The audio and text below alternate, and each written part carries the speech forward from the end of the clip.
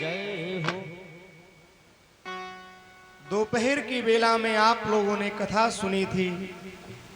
मनु महाराज की 3 बेटियों की कथा आप लोगों ने सुनी।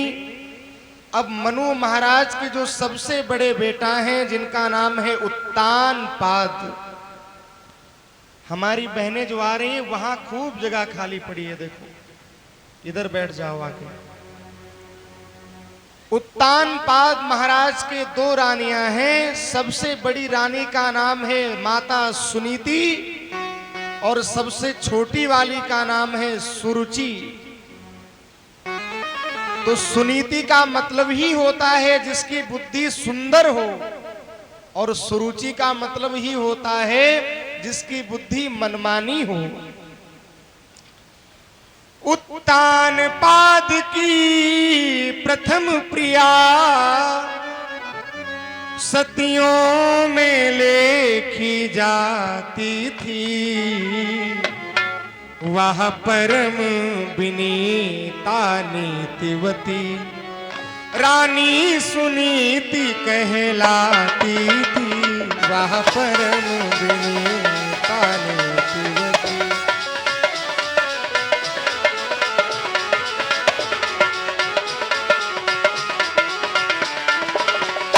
पट रानी का पद पाकर भी पद पर बलिहारी जाती थी।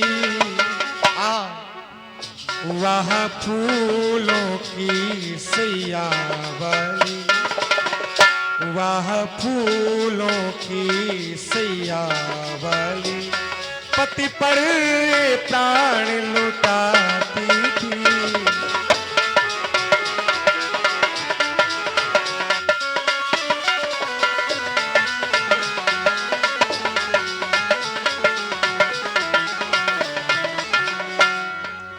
महाराज उत्तानपाद की जो बड़ी रानी है, जिनका नाम है रानी सुनीति।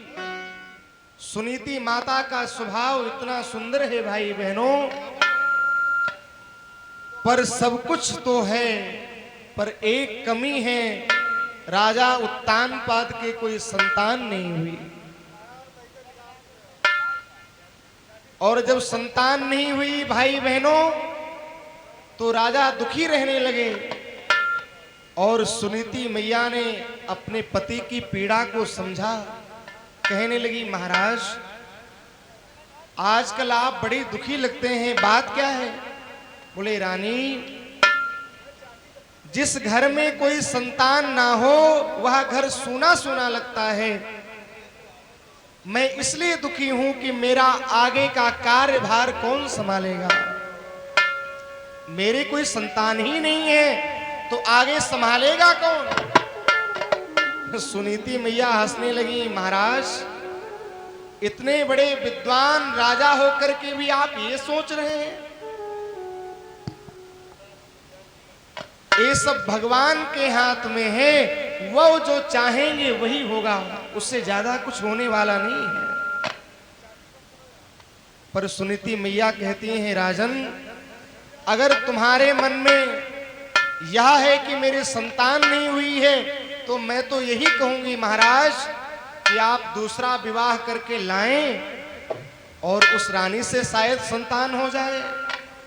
जैसे ही दूसरे विवाह की बात महाराज ने सुनी, महाराज का शरीर कांप गया। रानी दूसरे विवाह की बात मुझसे मत करो। अगर कोई दुष्टा स्त्री निकल गई तो मेरा तो जीवन ही बर्बाद जाएगा। और आप भी महारानी, ये जो आप सुख से रह रही हैं ना, ये चैन से रह नहीं पाएंगी। रानी सुनीति बड़ी विद्वान है। सुनीति का अर्थ होता है सुष्ठु नीति, जिसकी सुंदर बुद्धि हो। जब महाराज को समझाया, उत्तानपाद के समझ में तो कुछ आया, पर मन नहीं माना। ये जो मन है ना, ये बड़ा खतरनाक है। कई लोग कहते हैं मेरा मन नहीं लगता, कई लोग कहते हैं चलो भैया कथा में चलो, बोले मन नहीं लगता। अरे राम राम, अब मन ही नहीं लगता तो कथा में जाकर के बैठेंगे क्या? मान लो जबरदस्ती कोई पकड़ के ले भी आया तो कथा में बैठे हैं और मनी राम जी घूम रहे हैं खेत और खलिहान, गेहूं देख रहे हैं, जुंधरी देख रहे हैं, उड़द देख रहे हैं। तो कथा में चाहे 4 घंटे बैठे रहो, कोई मन मतलब होने वाला नहीं है। इसलिए कबीरदास जी ने एक दोहा लिखा है बड़ा सुंदर।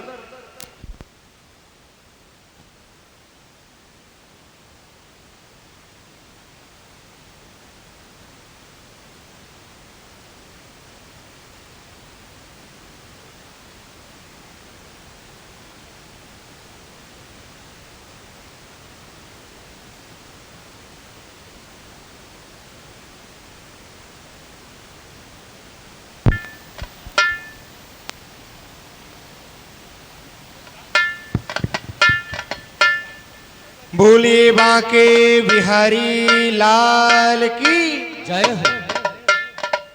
वो जो दोपहर में ऑपरेटर थे वो कहाँ गए, बूढ़े वाले बाबा? भैया माइक बहुत आवाज खींच रही है, बहुत ताकत लग रही है। दोपहर में बहुत अच्छी माइक थी, अगर वो यहाँ पर हो तो उनको बुला दो।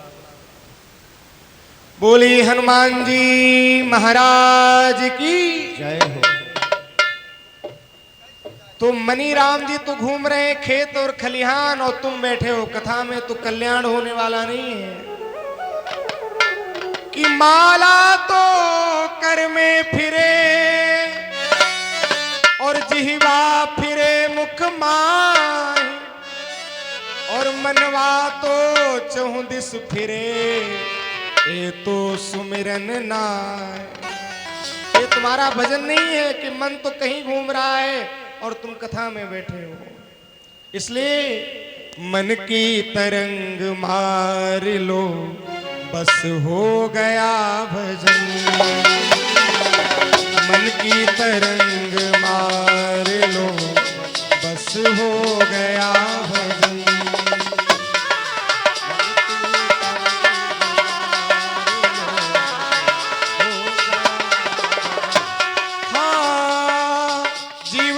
अपना सुधार लो बस हो गया भजन।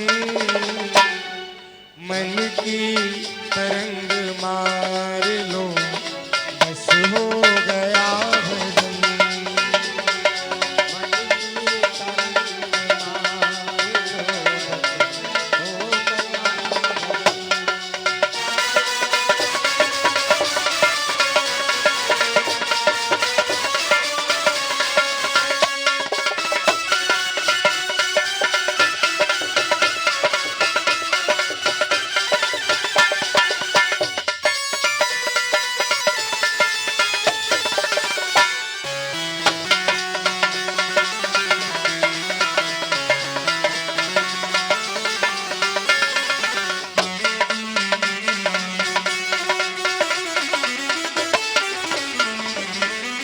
मन की तरंग मार लो बस हो गया भजन।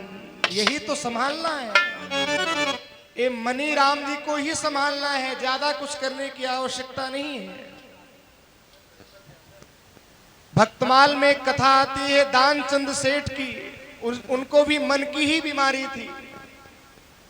एक दिन सेठानी ने कहा दानचंद जी से, दानचंद उनका नाम इसलिए पड़ा था, इतना बड़ा कंजूस था कि कथा भागवत तो सुनने जाता ही नहीं था, तो लोगों ने हंसी हंसी में उसका नाम रख दिया दानचंद। बड़े दानचंद बनते हैं।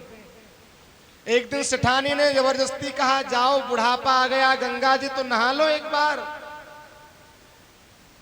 तो गंगा जी नहाने चला तो सोचा कि गंगा जी यहां से हैं 20 किलोमीटर, रिक्शे से जाऊंगा तो पैसा लगेगा, तो पैदल ही चल दिया। और जब हरिद्वार में पहुंचा तो सोचा घाटों पर पंडा पुजारी बहुत परेशान करते हैं, तो ऐसे घाट पे चलेंगे जहां पंडा ना हो। तो पहुंच गया मुर्दा घाट, जहां मुर्दा जलाया जाता है। और भगवान भी ऊपर से देख रहे थे, सोच रहे हैं अच्छा जब तुम इतने बड़े मक्खी चूस हो तो हम भी भगवान हैं, कौतुकी मेरा नाम है। और भगवान भी इतने कौतुकी हैं कि सेठ जी के सामने भगवान पंडा बन करके आ गए, मुर्दा घाट पे खड़े हो गए। और सेठ दानचंद जैसे ही कपड़ा निकाल के गंगा जी में डुबकी मारा, हर हर गंगे। और जब डुबकी मार के निकला तो देखा भगवान बोले नारायण नारायण बच्चा, लाओ दान पुण्य कुछ करते जाओ। दानचंद सोचने लगा, जब नहाने आया था तो कोई नहीं था, ये अचानक से पंडा कहां से आ गया। बोला वारे महाराज, नहाने मांगने के लिए यहां मुर्दा घाट भी नहीं छोड़ा। तो भगवान बोले जब तुम नहाने के लिए मुर्दा घाट आ गए तो हम मांगने के लिए आ गए, इसमें कौन सी बुराई है, लाओ कुछ दान पुण्य करो। अब बड़ा भारी कंजूस था, वो दान कैसे करे। जब ज्यादा भगवान कहने लगे तो बोला 1 पैसा उधार लिख लो। और पंडा किसको कहते हैं, जो गली में जाकर के उधार मांग लाए वही तो पंडा। भगवान बोले अपना नाम पता लिखा दो। लिखवा दिया, दौड़ के आया और रजाई ओढ़ के सो गया। बोले देवी कोई पंडा पुजारी आया तो घर से बाहर भगा देना, यहां घुसने मत देना। अब भगवान को कितनी देर, भगवान तो 2 मिनट में वहां से अंतर्ध्यान वहां प्रकट हो गए। आवाज लगाई नारायण नारायण। सेठानी बाहर निकली तो देखा पंडा खड़ा है। बोले कहो महाराज कैसे आए। बोले तुम्हारे स्वामी जी पैसा उधार करके आए हरिद्वार में, लाओ हमको दूसरे घर भी जाना है।